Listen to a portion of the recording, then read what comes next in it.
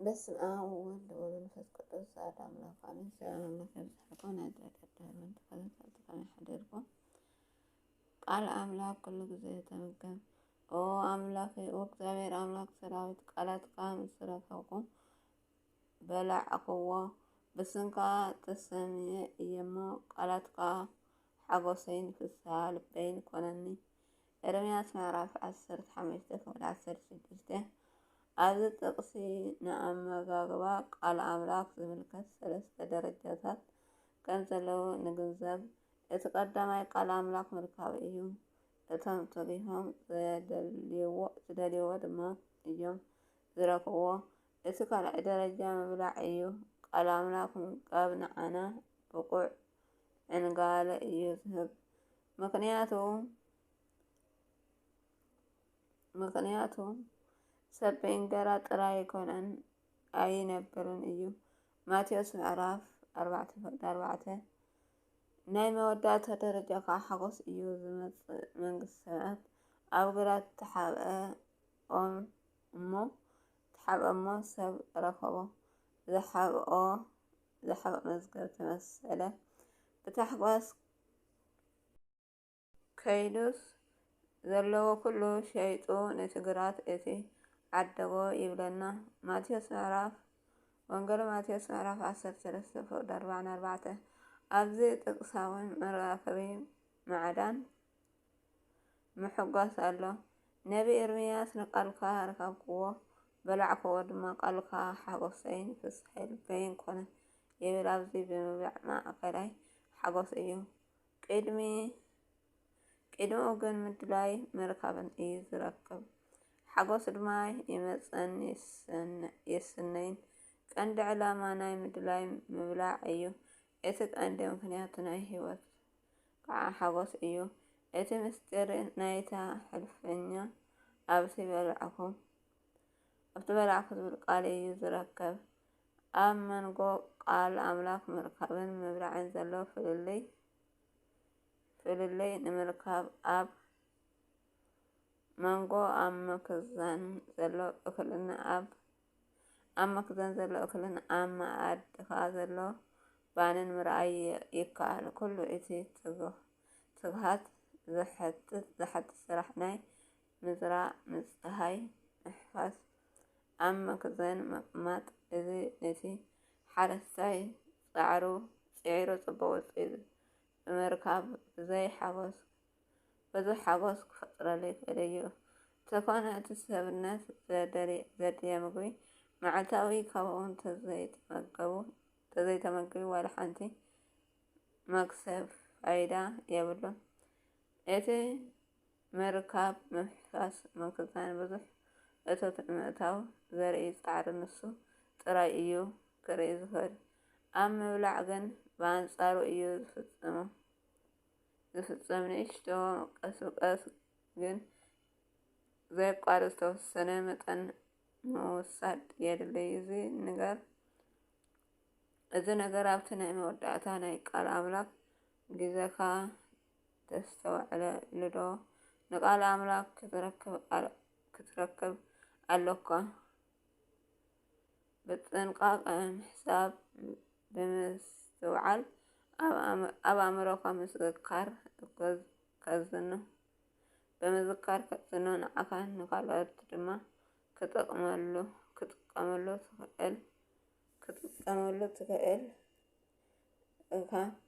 ኣስተውዕል። ብምብላዕ ማለት ኣይኮነን ንሱ ጥራይ እዩ ድማ መለኮታዊ ህይወት ንነፍስና ሓይሊ ዝህቦ ጽቡቕ ዘርኢ እኽሊ ምእካብ ሰብ ኣየዕንግሎን እዩ። ዋላ ኣብ ፍልጠት ቃል ኣምላክ ኣዝየካ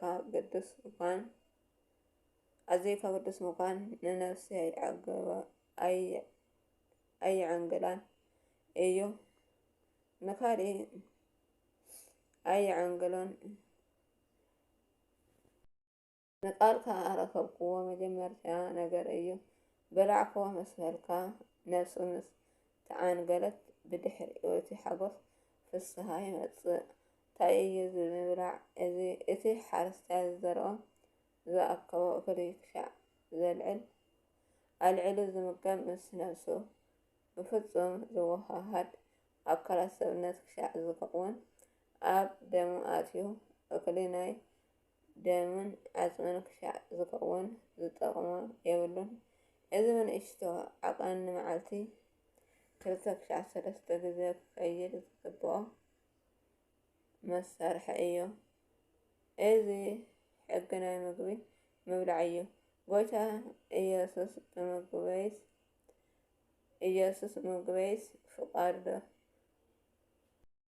ፍቓዱ እቲ ዝለኣኸኒ ምግባር እዩ ኢሉ ተዛሪቡ ኣሎ። ገለ ክፋል ናይ ቃል ኣምላክ ሓደ ውሳኔ ዝኾነ ትእዛዝ ግቡእ ናይ ሓድሽ ህይወት ኣብ ፍቓድካ ኣብ ናይ ልብኻ ፍቕሪ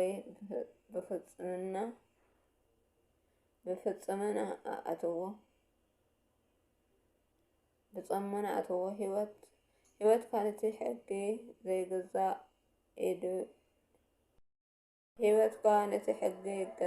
ኢድ ይሃብ። ብሓይሊ ጎይታና ኢየሱስ ክርስቶስ ንክትፍጽም ቃልኦቶ ትእዛዙ ድማ እዚ እዩ። ንቃል እግዚኣብሔር ምብላዕ ኣብ ውሽጥካ ምእታው ማለት በዚ ድማ ኣካል ናይ ኩሉ ሰብነትካ ይኸውን።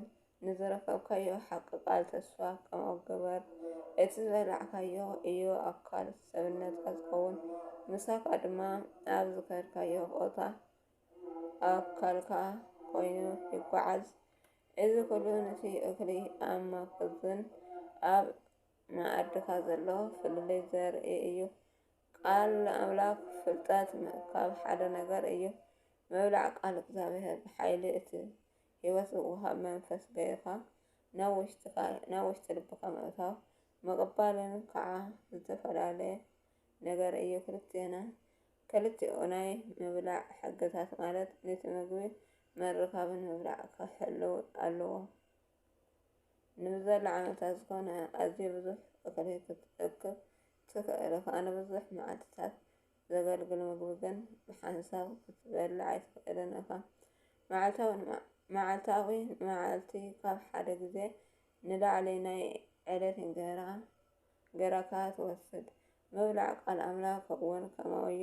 ብውሑድ ዓቐን ንመዓልቲ እዩ ክውሰድ ዘለዎ። ክሻዕ እቲ ነፍሲ ክቕበሎን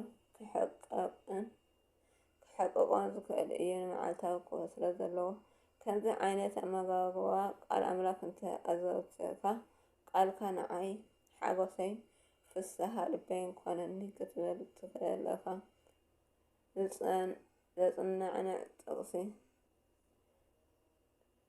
ምስክርነት ሓጐስ ልበይ እዩሞ ንዘለኣለም ርስተይ ገበርክዎ። መዝሙር ዳዊት ምዕራፍ 119:111 ጸሎት። ኦ እግዚአብሔር ኣቦይ ቃልካ ከም ዓርን ወለላ ዝጥዕም ኣዝዩ ምቁር ምግቢ ስለ ዝሃብካኒ ኣመስግነካ። ነቲ ምቁርን ሃናፅን ዝኾነ ቃልካ ሓይለይን ሓጎሰይን ክሻዕ ዝሰምዓኒ መዓልታዊ ብስሩዕ ክምገቦ ጥበብን ጽምኣትን ሃበኒ ይብለና እቲ ቃሉ። ስለ ቃሉ ናይ ቃል ባለቤት እግዚአብሔር ኣምላክ ዝከበረን ዝተመስገነን ይኹን።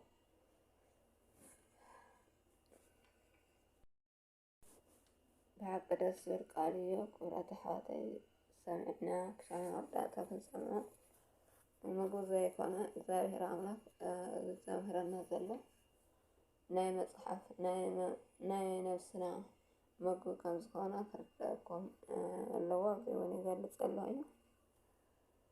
ናይ ምብላዕ ምግቢ ጥራይ ዘይኮነስ ናይ መጽሓፍ ናይ ህይወት ናይ ዘለኣለም ናብታ ትመጽእ ዘላ ሰማያዊት ዘእትወና ምግቢ ምዃኑ እዩ ዝገልጽ ዘሎ። ስለ ቃሉ ናይ ቃል ባለቤት እግዚአብሔር ኣምላክ ዝተመስገነ ይኹን። ዝነጽህ ዝቆረን ብኣብቲ ቃል መላእክት ሓይረውነ እግዚአብሔር ወለወለ ድንግል መስቀል ክቡራን